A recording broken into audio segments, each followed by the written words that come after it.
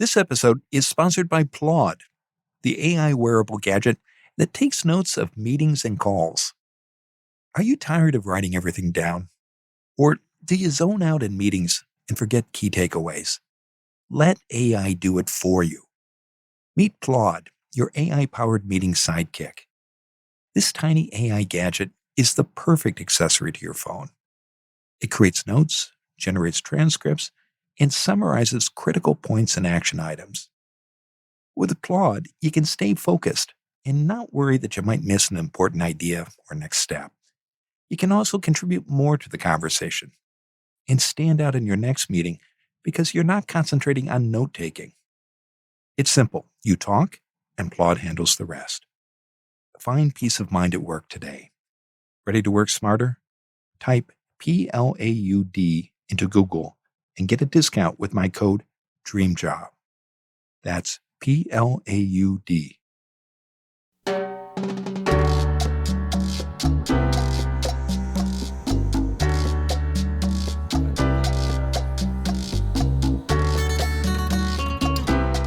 This is Find Your Dream Job, the podcast that helps you get hired, have the career you want, and make a difference in life. I'm your host, Mac Pritchard. I'm also the founder of Mac's List. It's a job board in the Pacific Northwest that helps you find a fulfilling career. Every Wednesday, I talk to a different expert about the tools you need to get the work you want. You may change jobs 5 to 7 times in your career. And when you look for your next position, you need to have clear goals and know what you offer employers. Anne Lapour is here to talk about why you should never stop planning your career. She's the Executive Director of Career Initiatives for Willamette University, where she oversees career programming, education, and advising. Anne joins us from Salem, Oregon. Well, let's get going, Anne. Why is career planning something you should do throughout your working life rather than just when you're looking for a job? Yeah, I think a lot of it comes down to the fact that our personal lives and our professional lives are very much intertwined. And so, in the same way that you as a person evolve, your career should evolve too, so that you don't stop learning, you don't stop changing.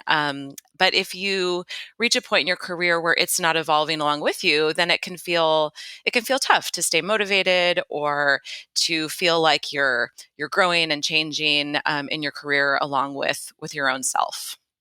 And how does making career planning an ongoing habit help you in the long run? What difference does it make?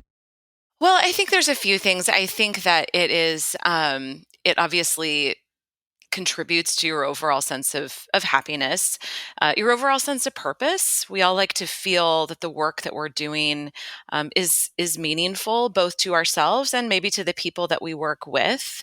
Um, Job satisfaction, job growth, advancement. These are all things that most people want anytime they make a career transition or maybe re-enter the job market after having taken some time away from it. Um, and allowing yourself to sort of re-examine your priorities, re-examine who you are as a person, is going to help you feel more settled and more productive and just enjoy getting up and going to work a little bit more. Some people hear career planning and they think, well, that's something that students or perhaps recent graduates do. Why is it important to do it not only mid-career, but later in your career as well? Yeah, so one of the things that I really enjoy doing in my work is not only talking with college students, which I do a lot, but also talking to alumni who are re-entering a job search. And a lot of things for them have potentially changed. Some of that's logistic, just, maybe they're moving, maybe they've started a family, or maybe they're moving somewhere with a partner. So sometimes it's logistic changes that they just need to account for, but sometimes there's just somebody's just ready for a change. And I think when you ignore that, it can become easy to feel a little stagnant or a little just demotivated in the work that you're doing every day. So we all change throughout our lives. I find career to be a cyclical process where you learn about yourself, you learn about what's out there, and then you make a decision about what you want to pursue. And there's no time frame for that, right? So it's not just this thing that you do when you're 18 or 22. It's a constantly, replicating process that happens over and over again, and it keeps life exciting and challenging and meaningful. What are some other misconceptions about career planning besides that it's something that only students or recent graduates might do? I think one thing that people do a lot is focus on only one part of themselves when they're doing career planning. They might focus only on what are they interested in or what are they good at. And while those are both really important things to think about, because we want to feel competent in our work and we want to feel interested in our work, there's other things that are important. There's your value system, and that can apply to both sort of the values of your own life, but also the values that you hold in your work life. So, what do you want your organization to value? What type of work feels most meaningful to you? So, it's important to look at those things. It's also important to look at your personality and where do you thrive best. So, I often encourage folks at all stages of career development to pay attention to not just, oh, I'm interested in this one thing. But to know and to understand that it's okay to be interested in multiple things, to find multiple ways of fulfilling your interests, but also to factor in those other pieces of yourself that are going to help you feel most at ease and congruent in the work that you're doing. And I want to talk more about how to do career planning in a moment. But before we get there, Anne, what stops people from doing this? Oh, I think that it's nerve-wracking, right? Anytime you have to make a change, change can be a scary thing. There's sort of the thing that you know. So if you've been in a job for a while, even if it doesn't necessarily feel like the perfect fit anymore, and maybe it was when you started, maybe it was a great fit early on, and so you feel like it should always be that way, and it can feel a little scary to try something new or unknown. So I think that's a factor. And I think also sometimes it feels scary to walk away from a job that's providing you a living. That can be unsettling to walk away from. At the same time, though, there are a lot of ways to ensure that, or to at least increase the probability of finding something that's as fulfilling or more fulfilling than what you're currently doing. You talk to so many candidates who are chasing jobs out there. What difference do you see, Anne, in the people who've invested the time and effort in career planning versus those applicants who haven't done this work? Yeah, it is really that self-knowledge piece comes across so clearly from the second I look at a cover letter, quite frankly, to the in-person interview. I think somebody who has really taken the time to understand not just the role that they're applying for, because you can really understand what's involved in a job, but if you don't necessarily understand yourself or what you're looking for or what your priorities are, then it's difficult to articulate to the hiring manager or the employer how you are a fit. And that's really what people want to know. They want to know, what is it that you're going to bring to this role? Why is it a fit for you? And why are you the person that's going to really take this role and run with it? And in order to be able to say those things and to articulate those things in a compelling way, that self-knowledge piece is really critical. Well, let's talk more about that because coincidentally, that's the first step you recommend people take is to know yourself when doing career planning. And you talked about why this is important. How do you do this exactly? This kind of self-reflection. Yeah, it's I think it differs a little bit for the person. And again, this is related to your own personality, the way that you make decisions. Um, but I think there's a couple of things that I encourage people to do. And this is something I encourage, again, not just for college students, but people at all stages of their career, which is this is going to sound kind of simple and maybe even a little silly, but to pay attention. When you've had a great day at work, why? write it down, keep a document, keep a Google Doc, keep an old school journal, whatever works for you. But what was it that energized you that day at work? Was it the people you were around? Was it a specific project, a specific task? We all have great days at work and we all have tough days at work. Sometimes those are things that are outside of our control, but sometimes we can look to replicate those. So that's one thing that I recommend doing.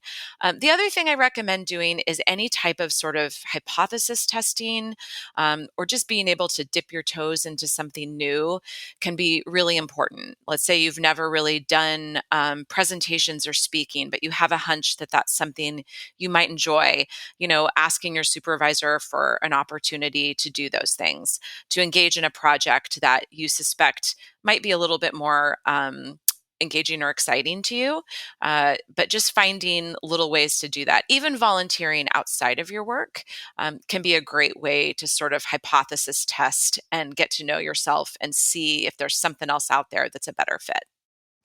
I want to talk more about this, but we're going to take a break. Stay with us. When we return, Anne Lapour will continue to share her advice on why you should never stop planning your career.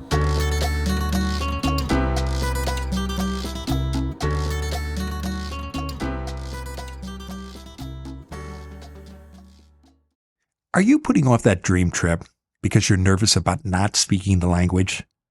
Don't sweat it. Babbel's got your back. Babbel offers more than a dozen languages, and you can learn at your own pace using material tailored to your level, interests, and availability. I've studied and spoken Spanish for a long time, and Babbel gives me the level of instruction that matches my experience. But whatever your language skill, Babbel's tips and tools are approachable and accessible. One of the things I like best about Babbel are the culture bits that deliver content and insider knowledge about the language. I was a Latin American Studies minor at the University of Iowa, and early in my career, I took a job that brought me regularly to Central America.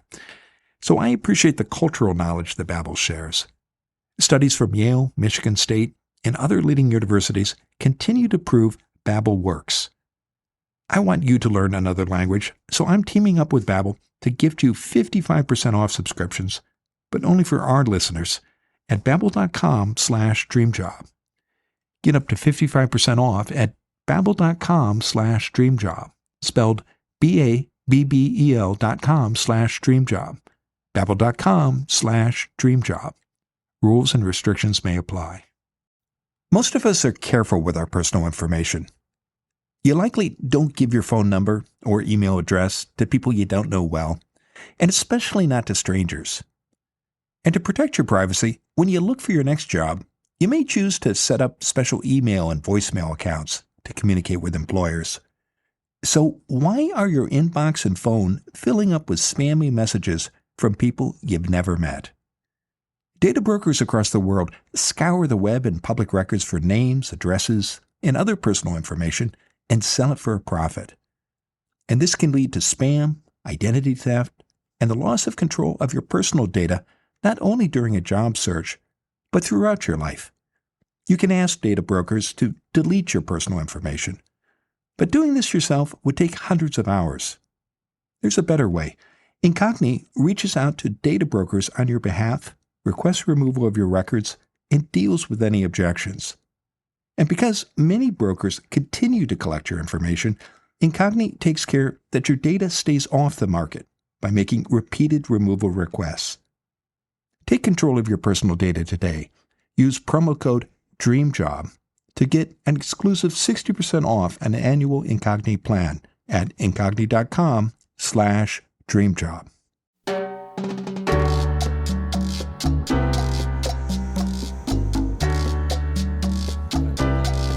We're back in the Max List studio. I'm talking with Anne Lapour. She's the Executive Director of Career Initiatives for Willamette University, where she oversees career programming, education, and advising. Anne joins us from Salem, Oregon.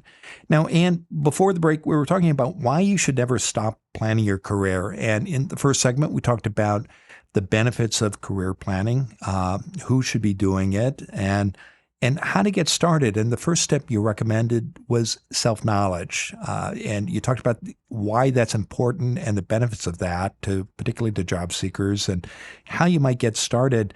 And you encouraged listeners to reflect back on things that you enjoyed doing, as well as trying on new things. How? What about things that maybe that might make you uncomfortable? How important is it to try things like that as you think about your career planning? Yeah, that's a great question. I mean, I do think that not everything is going to feel easy at first. So, giving yourself the space to not be perfect at things the first time around is really important. I think looking at new projects, new tasks, and deciding whether this is something that you want to get better at, or does it just feel like a mismatch from the get go? And looking for patterns amongst the new things that you try. What are the things that usually there's some glimmer, some little hint that this is something that was exciting, even if it was hard?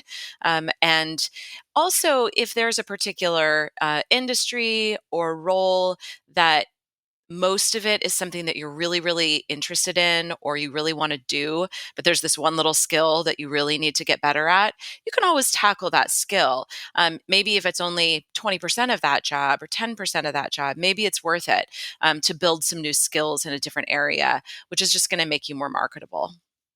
And how do you recommend applying this self knowledge when you make these lists, you have these experiences, you try new or different things? How do you apply that both to your career planning and if you're doing a job search?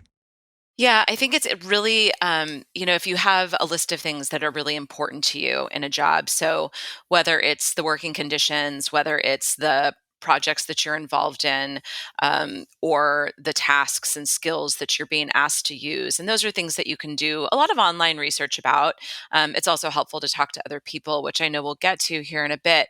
But to start examining job descriptions, even before you're ready to start actually applying, um, really take a highlighter to that job description and how much of that job is something that you're excited about. What is looking, what makes you know, yourself light up? What makes your stomach sink? What is it when you read that job description and start imagining yourself in that role? What do you feel, and what makes you eager or not eager to approach that role? Some of us can research a subject to death. How long do you recommend you do this self reflection and these new experiences to get the self knowledge you need that you can apply both to your career and your job search? Well, it's sort of like, not too long and also forever. So essentially, you want to dive in at some point. I always say that sometimes applying for a job is the best way to know whether or not you actually want that job. Hopefully, you have a little bit more of that self knowledge and that self insight. But sometimes even sitting down and crafting a cover letter helps you understand whether or not you really want it. But also, you want to continue to do this throughout your life. So even as you're applying for things, even as you're interviewing, it's helpful to pay attention. You are interviewing that organization, that place, that job, as much as they're interviewing you too. Well, let's talk about your other two steps. The second one is connect with others so you can learn about the career that interests you, that you may want. And you talked about this a moment ago. Why is it important to do this, and how do you do it well, Anne? Yeah, so I think that probably talking to people about their work is one of the best ways to really start examining the reality of a job. So, again, you can research jobs and you can read job descriptions online all day long, but there's something about talking to somebody who's doing that job and letting them share with you how they got there, what they like about it, maybe what's challenging for them about that. That can be really helpful, and help create insight for you into whether or not you'd want to do that. Maybe they tell you all about a day at work that's great for them, and internally you're thinking, "Ooh, I don't know about that," or vice versa. And that's a pretty low stakes way of both learning the ins and outs of an organization or a job or a career. And also, in the meantime, you're essentially networking. You're creating a relationship, you're building potential mentorship relationships, and you're building your network at the same time that you're engaging in this meaningful career research. How do you find these people, and what's the best way to approach them? Yeah, I mean, we always encourage folks that are alums of our university to look at their alumni network. That's helpful for a lot of people. At the very least, hopping on LinkedIn, reaching out to people in a courteous and succinct way. Um, I think people underestimate the extent to which, if somebody likes their job, they enjoy talking about their job. And so, as long as you are, being curious, not asking somebody for an opportunity, not asking somebody for a job, simply asking them for their expertise and their guidance. Most people are really happy to do that. So an email, a LinkedIn connection, an alumni referral, or even a referral from your own personal life is a great way to start. How do you apply what you learn both to your career planning and your job search if you're in the middle of looking for work? Yeah, so I mean, I think taking notes, I think following up, I think asking for the next person to talk to. Always, when you're connecting with somebody, always ask, is there somebody else that you would suggest that I talk to? It becomes sort of a snowball, and you can continue to learn and continue to connect with people. And then oftentimes having your resume ready to go, your application materials ready to go. So if something does start to crystallize and an opportunity falls in your lap, not be afraid to go ahead and follow it. Sometimes those chance encounters, those chance events, those chance meetings, or the more intentional ones can lead you somewhere that is a surprise. And it's helpful to follow up on it and see where it takes you. So, step one is self knowledge. Step two is connect with others. And your third step in career planning is to take that self knowledge and pair it with what you've learned from your conversations and move into your desired industry. What's the best way to take that third step, Anne? Yeah, I mean, I think beginning the process of making some change to your work situation. So that could be applying for a new job. That could be moving to a different organization. Maybe what you uncover is that your job is great, but maybe you're interested in a slightly different organization for whatever reason. Sometimes it's fully moving industries. Sometimes it's just looking for opportunities for promotion or advancement or new projects at where you work currently. So you don't necessarily have to leave your current place or your current job in order to find something that's going to be a bit more fulfilling to you if you feel like you're a bit stuck. Um, so there's a lot of different solutions, and honestly, listening to other people share how they've navigated those changes in their professional lives can be great fodder for ideas and next steps. Give us some ideas about what those next steps might be. Yeah, so they might be simply talking with a supervisor, asking for a new challenge, asking for an opportunity to try a different task, maybe lead a team, supervise another person, take on a project that would allow you to build some new skills that you suspect might be rewarding to you. So it could be just all of that. It could be starting to research the job market and analyzing those job descriptions using the relationships that you've built as you've done all of that networking, to ask about, do they know of somebody that you might want to talk to that could be hiring or looking for somebody? Could also be volunteering your time somewhere. I think that that's a really great way to sort of reality test whether or not something that's new is a good fit for you. Some people who are unhappy with their careers or the current job they have, their first step is to sit down and look at job boards like Max List or LinkedIn or Indeed. You've outlined a very different process here. Uh, Tell us more about what you see happen to the people who follow the steps that you've outlined versus someone who looks at job boards every day. I think it's more intentional, and it is more likely to result in something that is a fit. Job boards, even ones that are slightly more niche or more focused, maybe geographically, there's still a lot out there, and they only tell one side of the story. And so I think that if you're going into those without having some idea of what you're looking for, they can just feel overwhelming. But if you approach those job boards with a little bit more intentionality, then things will jump out at you. And instead of being a sea of job postings, they will be opportunities to follow up on and to explore, and that will match up on some level with some of the things that you've set out for yourself as being priorities. There may not be a perfect fit, that's okay. But our career lives and our personal lives have areas of overlap, and they also have areas of distinction, and you're looking for some places where you feel like you can be your authentic self when you show up to your job. Well, it's been a terrific conversation. And now tell us what's next for you. Yeah, I'm going to keep doing what I'm doing here at Willamette University. I love what I do. I love leading our different teams. I think one thing that's been really exciting to see shift and change at Willamette is the different disciplines and the different schools that we have a part of our community. So I get to work with students and alums who are part of our undergraduate Willamette College, who are part of our graduate programs in data science and computer science and business administration and management, and also fine arts and some of the work that they're doing up at the Pacific Northwest College of Art. So I get to explore lots of different areas, which for somebody like me who loves to learn all the time and basically never wants to stop learning, it's been a really fascinating interdisciplinary time to be a part of this university.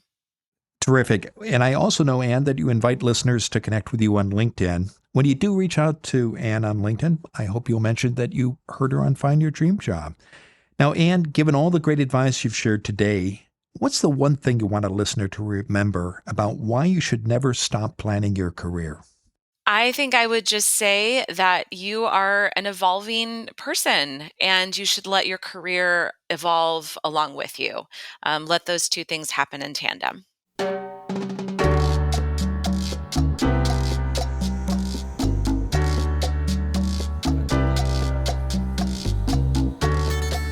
Next week, our guest will be Shannon Anichetti. She's the Director of Business Career Services for the School of Business at Portland State University. Her team helps students achieve meaningful career outcomes. Ask Google for a list of the most stressful events in life, and job loss always pops up near the top. Even if you didn't lose your job, doing a job search can take a toll on your health. Join us next Wednesday when Shannon Anichetti and I talk about 5 wellness tips for your job search. Until next time, thanks for letting us help you find your dream job. This show is produced by MaxList. Susan Thornton Hoff schedules our guests and writes our newsletter. Lisa Kislenberry Anderson manages our social media. Our sound engineer and editor is Matt Fiorillo. Dawn Mole creates our transcripts, and our music is by Freddie Trujillo. This is Mac Pritchard. See you next week.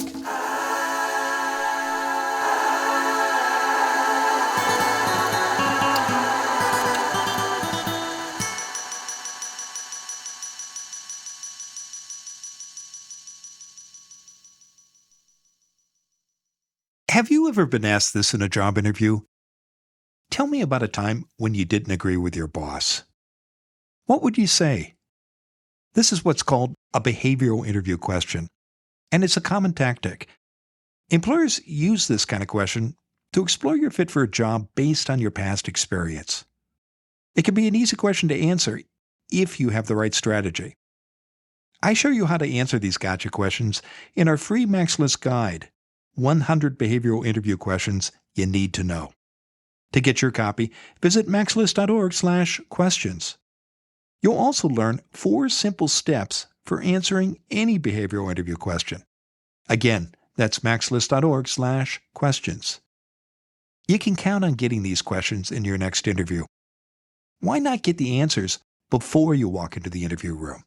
Go to maxlist.org/questions.